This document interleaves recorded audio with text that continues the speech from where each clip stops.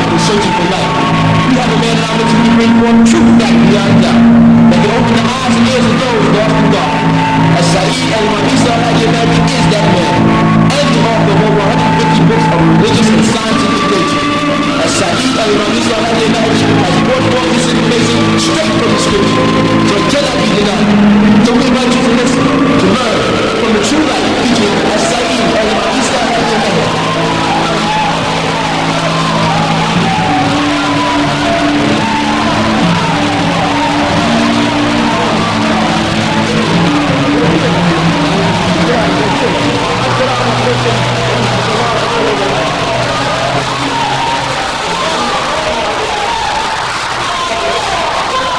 نشهد أن لا إله إلا الله وحده لا شريك له الحمد لله رب العالمين الحمد لله والي الكريم وصلى الله على الأنبياء أجمعين والمسيح والمهدي والمجدد لنا المرسلين. Are we not the bearers of witness that nothing would exist if Allah didn't create it, and that He is alone and has no partners, and that all gratitude is for Allah subhanahu wa ta'ala, the sustainer of all the boundless universes.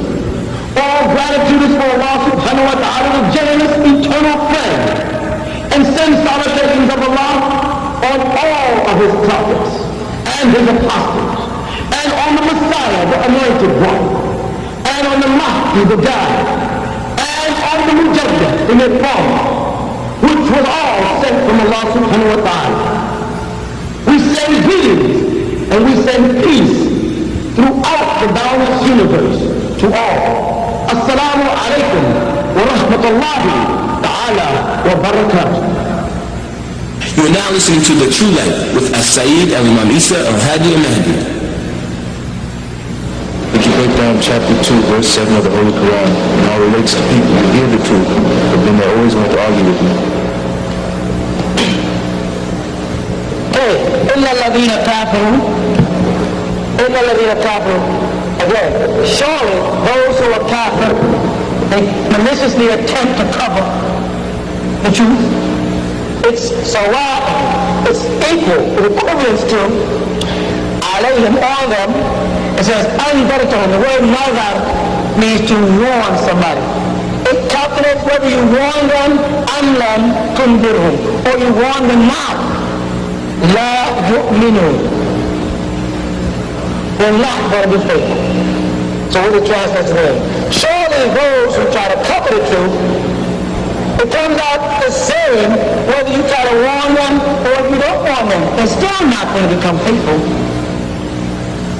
Now you can talk to yourself, purple in the face, trying to convert. Some of these people who think they understand Islam. You're wasting your time. They think they got it figured out. Because they bypassed the Quran and went to Hadith. They bypassed the book called Revelations, and they went into the books of Matthew, Mark, Luke, and John, which are Jesus' hadith. They bypassed the Torah, and they went into the Talmud, which is the hadith of the Torah. And how the Jews live by the Talmud, the Christians live by the books of Matthew, Mark, Luke, and John, and the Muslims are living by Bukhari, Muslim, Shafi, Hanbal, and hadith people. And all of them have gotten away from the text of Allah. The book of Jesus was the book of Revelation. How do you know? Read it. Anybody got a Bible? Open it to Revelation. It says this is the number one part of Revelation. This is the revelation of Jesus the Messiah, which the Lord gave unto him to show unto his people what must shortly come to pass. That's exactly what it says. You won't find that in the book of Matthew. You won't find that in the book of Mark. You won't find that in the book of John. You won't find that in the book of Luke, Timothy, or any other books. But right in the book of Revelation, Revelations chapter 1 is the revelations of Jesus Christ which the Lord gave unto him to show unto his people what must shortly come to pass. Is that what it says in the Bible? In the book of Revelation? So what book is Jesus' book? The Revelation, I told you. Not Mark, not Matthew, not Luke, not John. Those are his hadiths. And because of those hadiths is why we have so many different denominations. From John the Baptist, we got the Baptists. But the Pentecostals from the point of the Pentecost. Seven-day Adventists for the seven-day evangelists. Jehovah Witness for Jehovah, it shall be my witness. People took these books, but it's not the book of Revelation. It's see, and derive the names of their congregations from them. Now, instead of going to the book to get their name, here we go. Master Taqwa, Master Fair, Master Jamia, Community Mosque, Master Iqwa, the Brothers Mosque, Yasin Mosque. Yasin is the symbolic meaning of Allah. Names in the Quran. Nowhere in the Quran does it tell you to call yourself Master Iqwa. But in the Quran it does say, Ya ayyuhal ladhina amanu kunu ansar Allah. Oh, you who believe, be ansar Allah. Kunu is an order tense for a group of people. Kunu ansar Allah. Be aiders in Allah's way. Oh, you who are of the faithful. Ya ayyuhal ladhina amanu kunu ansar Allah. It tells you what to be, right there in the Quran. It doesn't tell you to be Master Iqwa, Master Mu'minun. It doesn't tell you that. There's only some names put together. We're not Ansar Allah community because we like the way it sounds. We're Ansar Allah because we found our name there in Allah's words. وَقَسِّمُ بِالْحَبْلِ اللَّهِ جَامِعًا. So therefore we say جَامِعًا, جَامِعًا Ansar Allah, جَامِعَةُ Ansar Allah. وَقَسِّمُ بِالْحَبْلِ. وَقَسِّمُ, grab a hold of the Habl Allah, of the rope of Allah. وَقَسِّمُ بِالْحَبْلِ اللَّهِ as a جَامِعًا, as a community. Communities do not come to the mosque only on Friday and then go about their many ways. Now the Quran says, it says, جَامِعًا وَلَا تَفَرَّقُوا. The word faraq is from the same word as mufarq, distinction or differences. Now, hold on, tuggle on the rope of Allah as a community, it says, and don't be divided. You walk into a mosque and everybody's dressed different. Brother Muhammad wore misk and what? Rose or musk oil. You walk around people, they got on sandal, they got on Nubian and Kush, and people smell like a bowl of fruit walking in the mosque. All different kind of clothes. Brother Muhammad wore white and he wore black and he wore green. He did not wear blue. Muslims don't wear blue. I don't know why these Muslims in this country persist on wearing blue. You won't find in any books in any Islamic country where blue is worn. They don't wear it. It's a symbol of the tribes of Judah, of the house of Israel. It's one of their colors of Quran. They don't wear the color blue. Though we were called the blue people. What people are putting on? Sisters persist on calling a wall a veil. Hijab is a wall, not a veil. Hijab is a wall that they live behind, the outer women.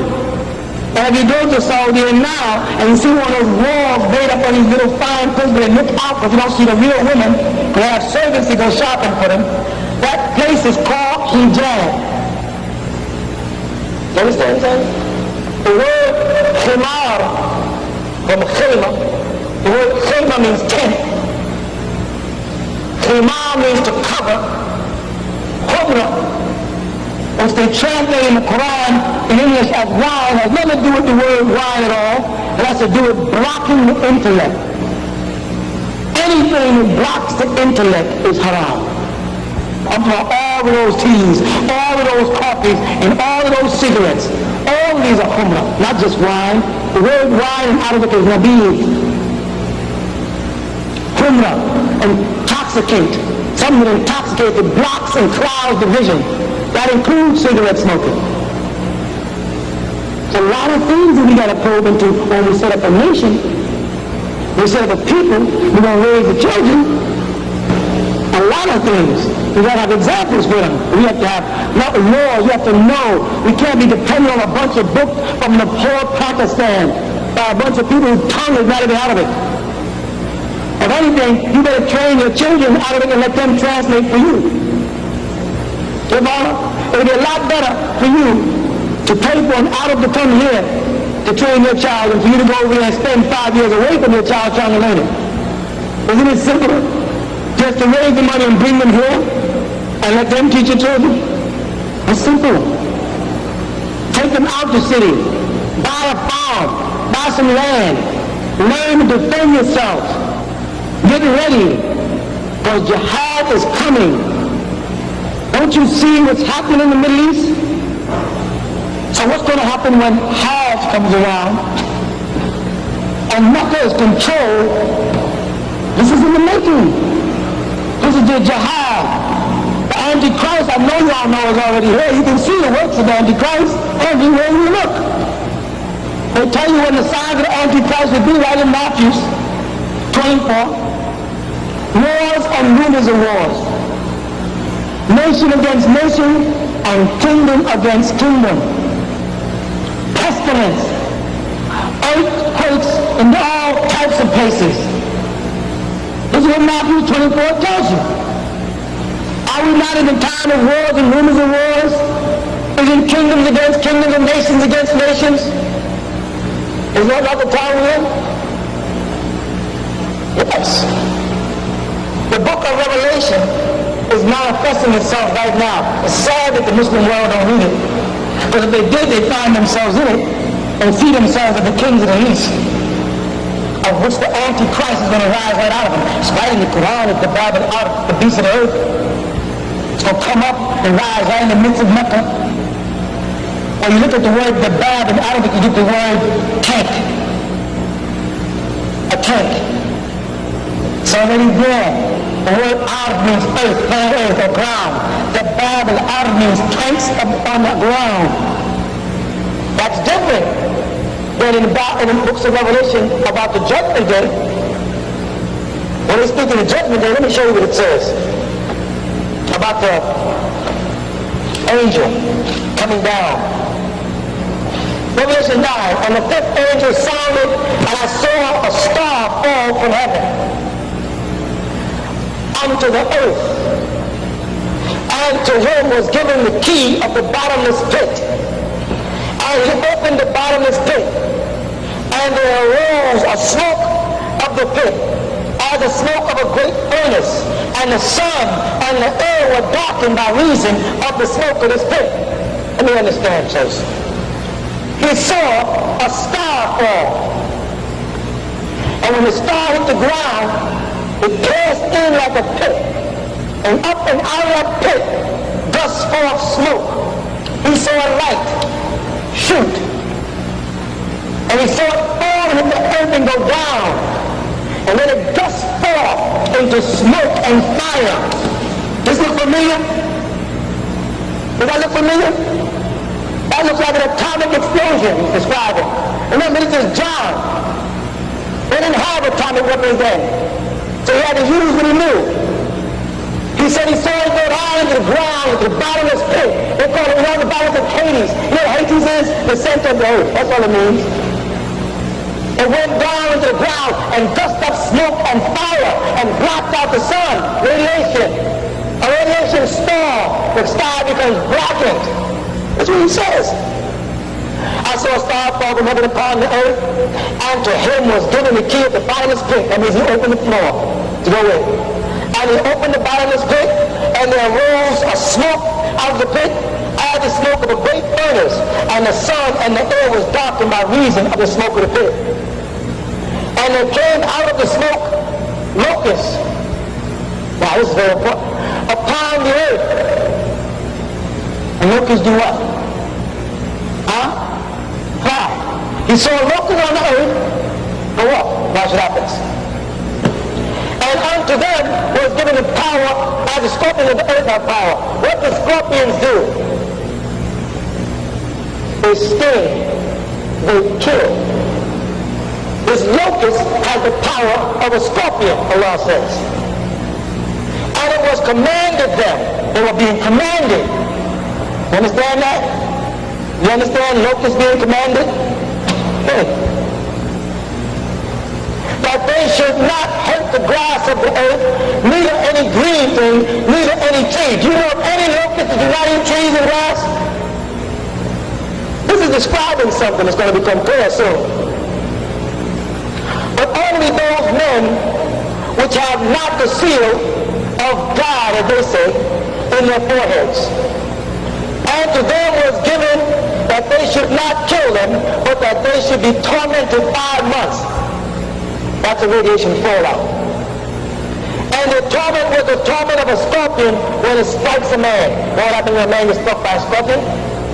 What? His body turns to heat. His face breaks out. He begins to dehydrate. His eyes can even bulge out of his head. You know what that is? The same thing that happens when radiation falls out. The body feels like it's on fire. The body begins to turn inside out. And we're going to tell you that these are not locusts pretty soon. And in those days shall man seek death and shall not find it. Why is man going to seek death then? Because after radiation falls out, the condition of the world and the condition of people who are disfigured from it, people are going to want to die and they're not going to be able to.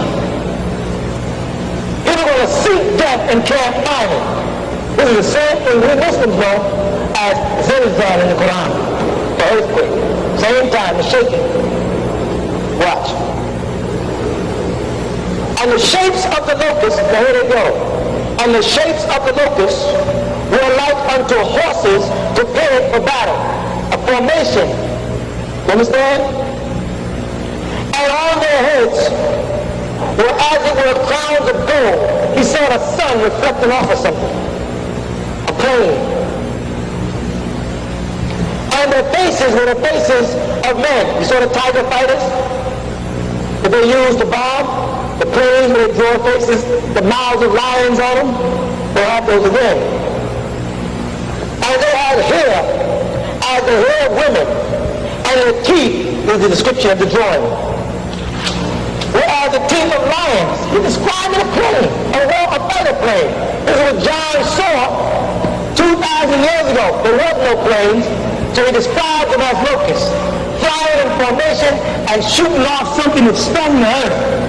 But this happened after a great wind fell and made an atomic explosion, which means they're going to get a first bomb, which is not a regular bomb, it's a neutron bomb. Why? How do you know? Because it says it won't be hurt nothing but men. It won't destroy the plants or anything but men. Neutron. Before the neutron bomb was even thought of, this man saw this vision. Alright? They had breastplates, as were the breastplates of iron. Have you ever seen a locust with an iron plate? What did John see? John saw planes flying in formation. He saw a plane shoot a star upon the earth in a great explosion. And then he saw it moving across the earth and take light into the sky in formation by command of someone. And stinging the earth and stinging men. But the bombs they dropped did not destroy any of the plant life. Only human beings who did not have the mark of the Almighty. You find it as a mark of the beast in the Bible also. But the mark of the Almighty is called Bism in Arabic. The mark that a Muslim gets on prostration, that doesn't mean go burn your head. It's not the mark by burn your head, it's the fact that you rise to prayer, your funeral salah. That's what it's talking about. Because Jesus said in Matthew chapter 5, verse 9, blessed are the peacemakers, for they shall be called the children of God. Now, name a group of people that call themselves peacemakers. Christians call themselves the peacemakers. It says, Jesus said, we believe in Jesus, blessed are the peacemakers, for they shall be called the children of God, which we mean Allah Ta'ala. You say the word Muslim, you know what you're saying? Muslim, one who's of peace, not one who submits. Musallam, Shaddu ala lam, is the one who submits. That can be used if I get your head knocked. I can say, Tasallam, you surrender. The word Muslim, with Lam Alif, means one who's of peace. And Islam means a peaceful state. Jesus then told his followers the Muslim was going to come. Right out of his own followers. And then they all were Christians in some form of fashion. And now you're Muslim. Jesus said, blessed are the peacemakers, for they shall be called the children. These are physical descriptions of the life and practice of our Apostle Muhammad sallallahu alaihi wasallam. How he dressed, how he ate, how he sat, how he laughed, how he pointed, how he taught. All of these things are mentioned in detail in the Sunnah. And he said to us, I left you with only two things, right?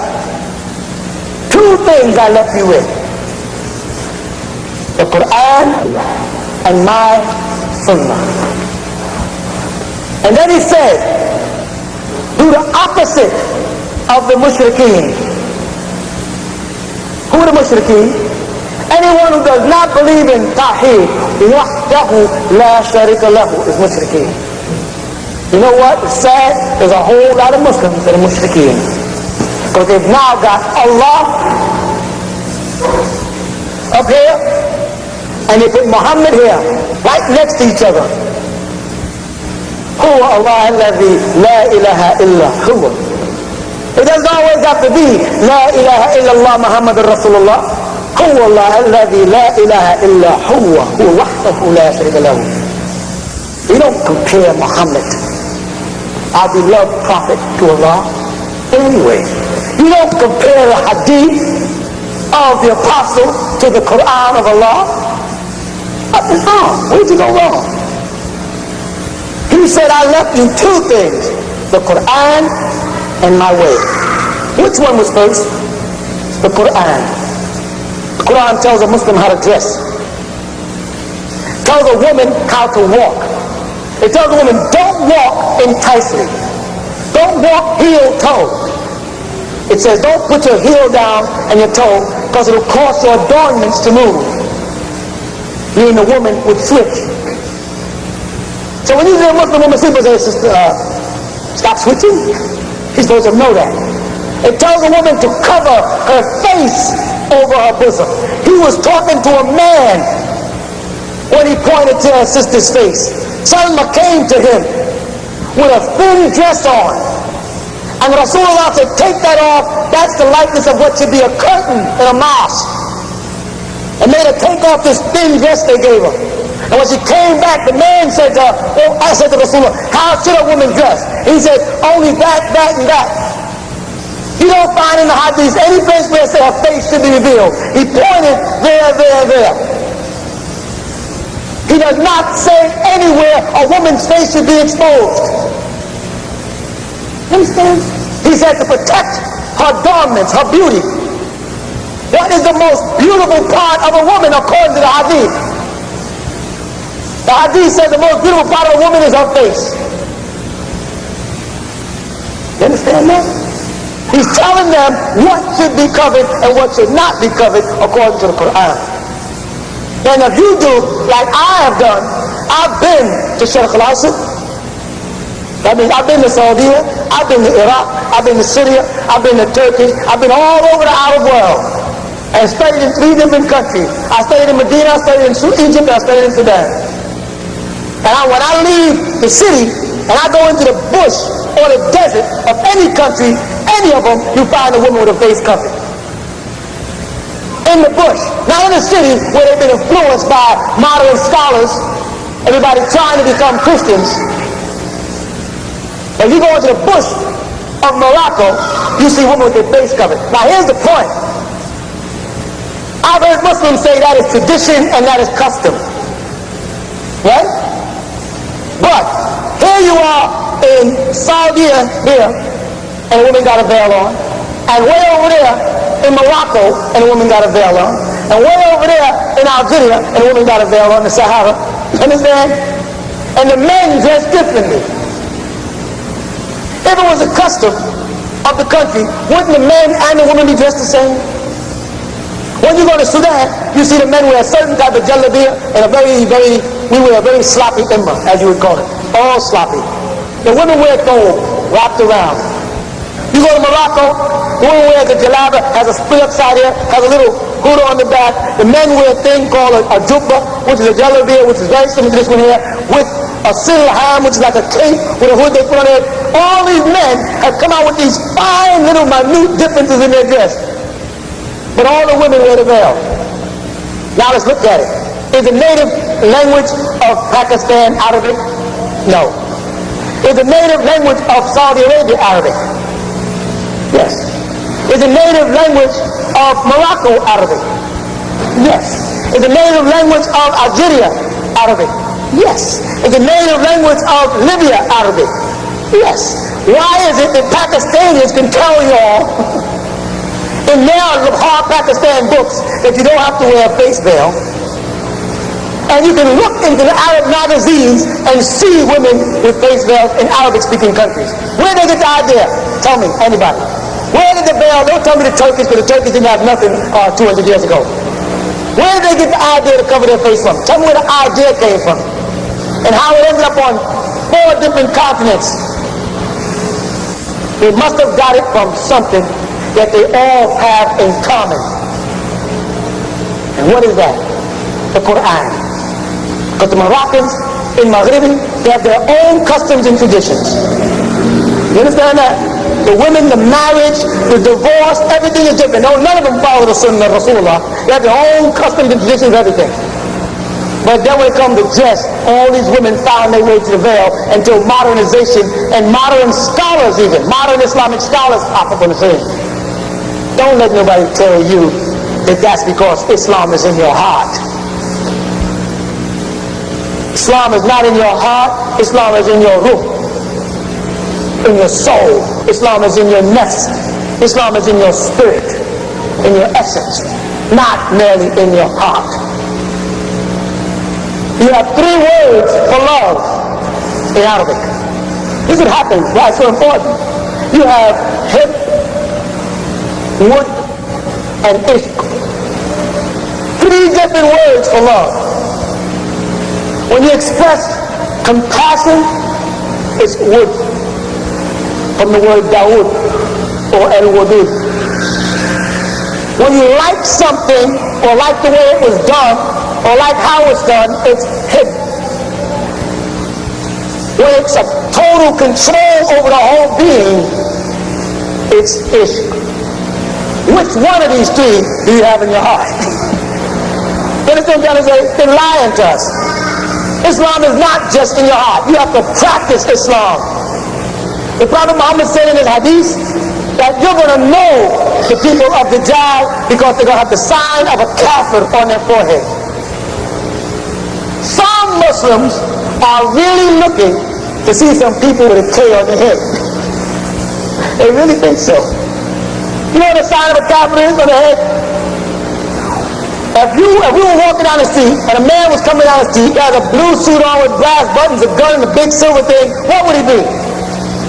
If he had a green suit, fatigues, what would he be? Huh? Soldier, police. If he had a white suit and a hat that started up and had a little thing on the top of it, what do you think he was? A cook, a chef. You understand? How do you identify these people? Huh? By what they have on. If Rasulullah Muhammad sallallahu alayhi wa sallam was to be walking down the street, how do you think he'd be dressed? Like the brother in the jalabiyah or the brother in the suit and tie? If Rasulullah was seen on the street, do you think he would have a clean shaven face, or do you think he'd have more likely to have a beard like this man has here? Huh? Based on the hadith, the Sunnah, which describes him, which one do you think he look like? Him? Will he look like him, or will he look like a person without a beard? Huh? And those women follow him. You think they'd have on Jordache? Or do you think they have on long, loose-fitting garbs and covered bodies? Anybody ever gone to the airport? See the Arabs coming in the groups every morning? All the women are veiled up, then they get in and they take them off. How why, I don't know. But I know they'll know in Yom Akhir. So when you see a person, you should know what they are. Correct? Now, he said, meaning Rasulullah alayhi salatu wasalam, that some of his followers are going to go over to the Dajjal. And they're going to be deceived by promises of wealth the Dajjal is going to make to them. This is what he said. Muslims in the Muslim world are making new deals and new contracts of progress with the Western Christian world every day. Every day. new trade laws, new everything. He said, some of my followers are going to go over to the Dajjal for wealth. And all that the Dajjal makes appear wealthy is going to perish. And he said, you'll know them because they have the sign of the Kafir. Well, who are the Kafir but the Dajjal's followers?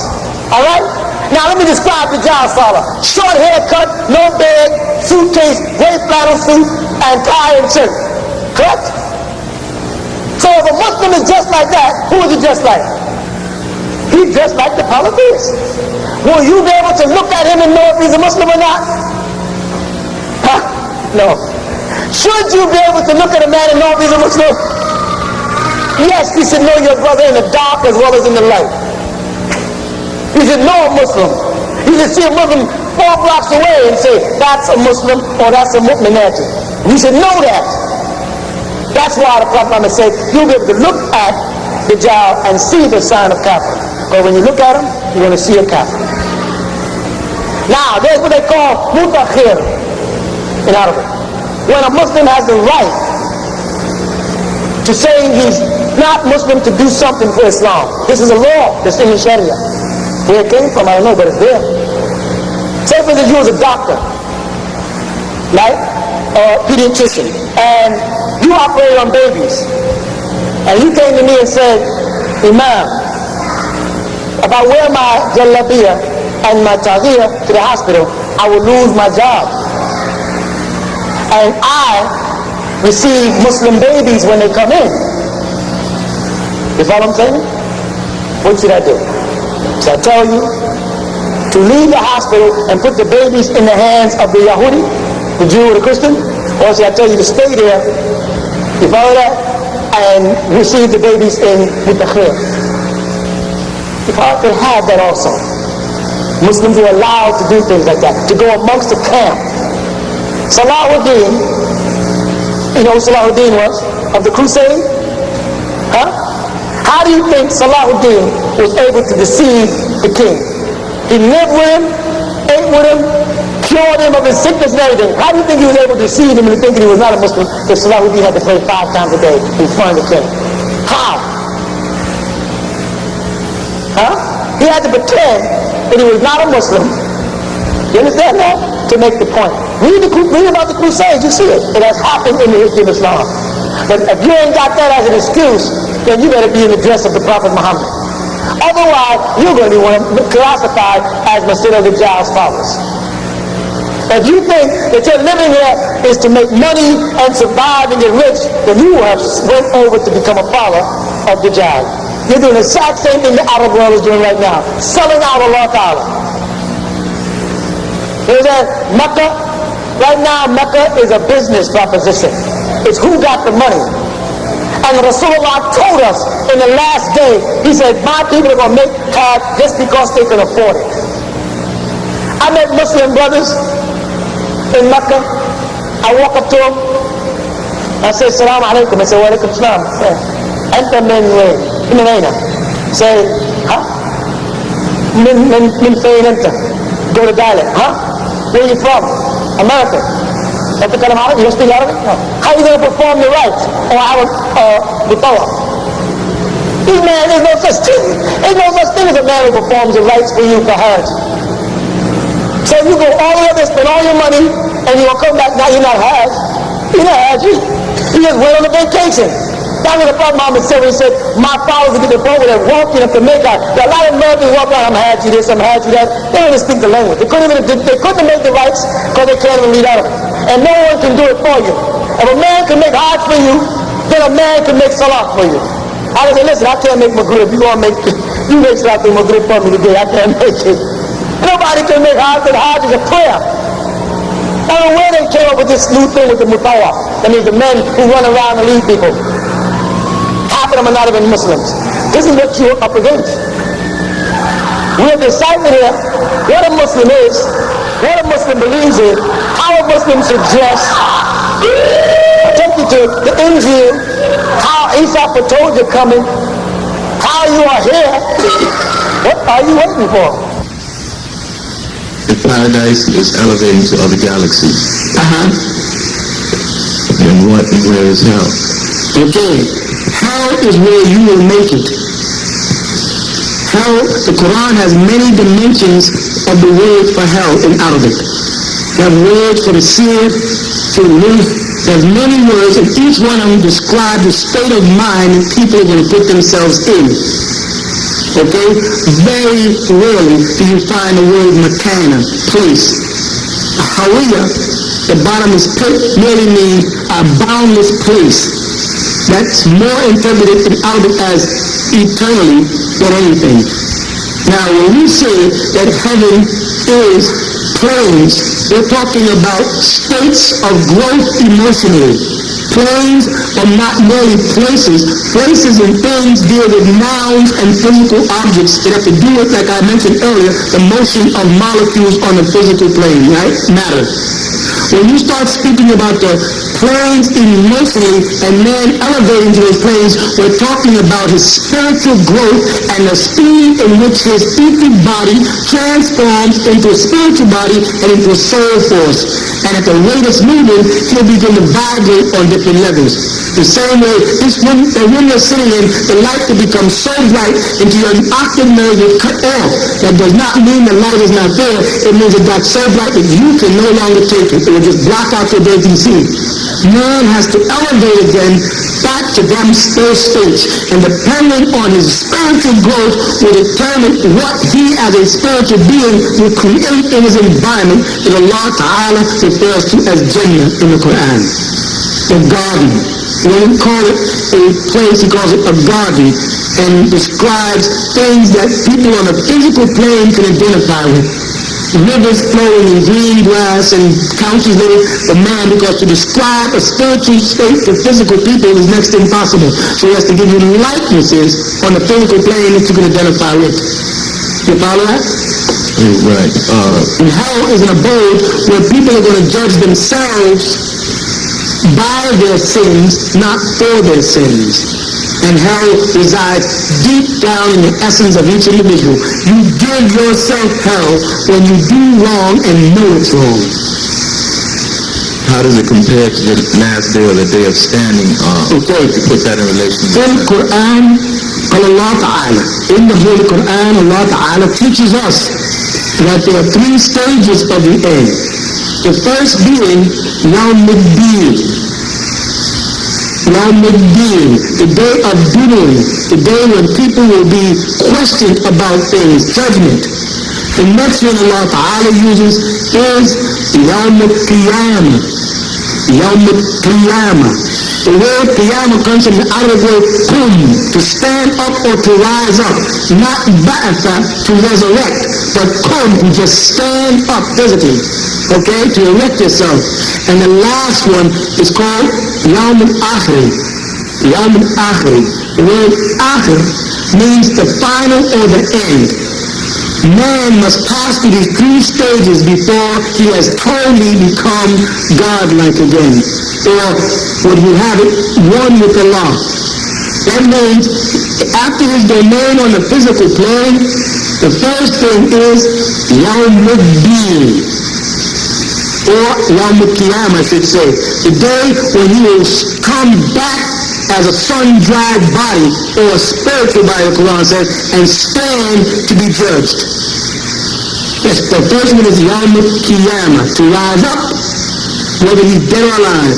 In the spiritual form, go before Allah, the throne of Allah Ta'ala, and at that point, he will start Yawm al-Din.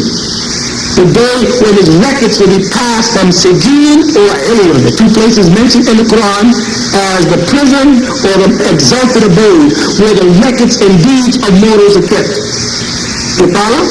Yeah. Then, after that record is passed to him in either his right hand from the front from Elion or his left hand from the back from Sijin, then he goes to Yawm al-Akhir. Yawm al-Akhir in the Holy Quran is equivalent to the second death in the book of Revelations. What do I mean by the second death? man dies here, then starts his judgment. And then as a spiritual being, whether or not he will go into Jannah, eternal salvation in the presence of the bosom of Allah Ta'ala, the Quran says, wherein he will reside khaliduna, eternally based on what you call time on earth, or will he be cast into the pit with Satan and the likes of him, which will be his second death. He's cast into a pit. That's the second death, where he will reside with Satan and his. Because remember, Satan as an angel cannot be destroyed. He's an angel of light. Him and his host of beings and the stones of Sijin will make up with the tormentation that you believe in your mind is hell, and thus will project yourself into something, not you per se, but people. Alright? Keep questioning. Do you get it out your mind totally? Yeah, I'm still a little confused with this because you can live through this life and pass on. So my question is, how do you get through these different stages, or can we all get through these stages here? They're growth stages. See, most people have lived many times before. Right? The scriptures confirm that English was Yahya, the John the Baptist was the return of Elijah, and that Moses and Elijah appeared to Isa on the mount in front of him. You follow that? These spiritual beings. The scriptures from the Quran, straight back to the Injil, to the Torah, confirms the presence of angels in the form of men that incarnate to human beings.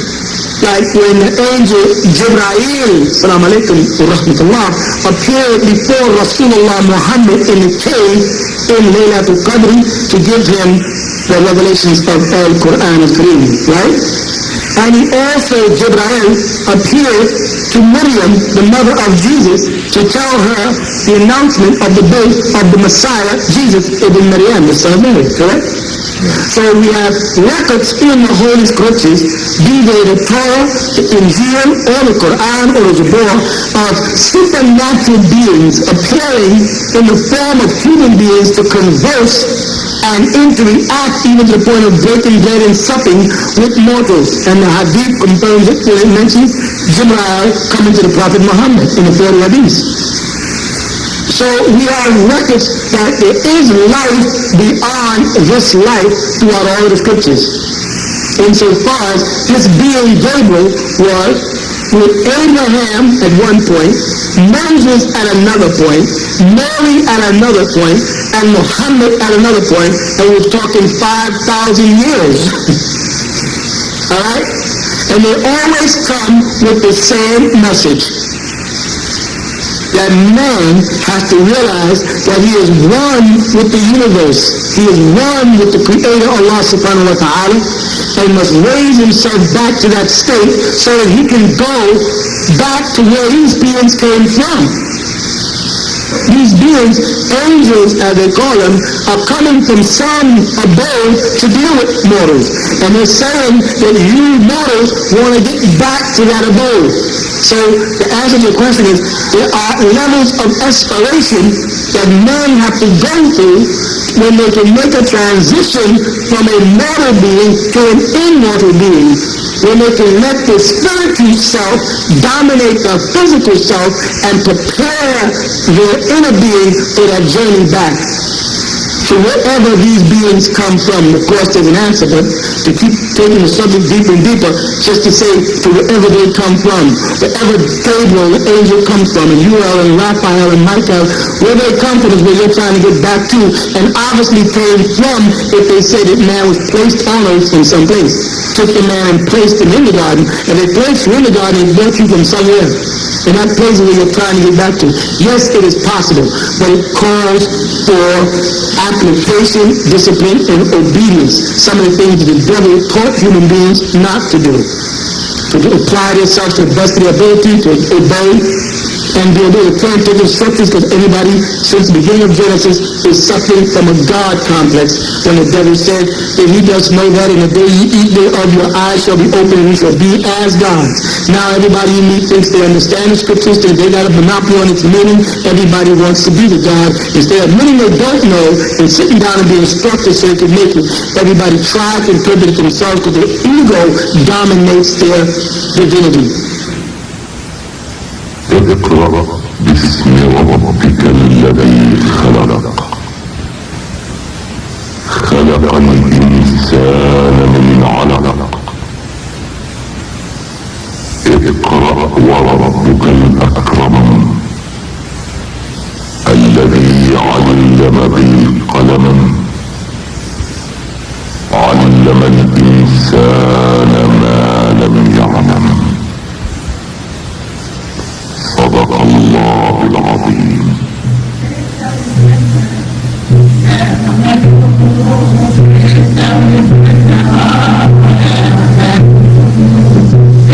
Those were verses 1 through 5 of Surah Al-Allah from the Holy Quran chapter, Separation of Sins.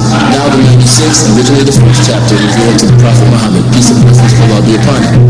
Translation by As-Sa'id, Isa al-Hadi and it reads as follows: Begin all things with the illustrious names of Allah, the healer and most merciful. O seal of the prophets of Allah, Muhammad, by the supreme sovereignty of your sustainer and creator, you are being ordered to read. Now beginning with the name of your illustrious sustainer who created all things. He, Allah, created all human beings of a separating self. So read because your sustainer, Allah, is most generous. He uses the field to teach. He, Allah, taught human beings what they would have never known. You have been listening to The True Light with As-Sa'id Imam Isa al-Hadi al-Mahdi. The New Islamic Hebrew Mission would like you to write or send questions to True Light 719 Bushwick Avenue, Brooklyn, New York 11221.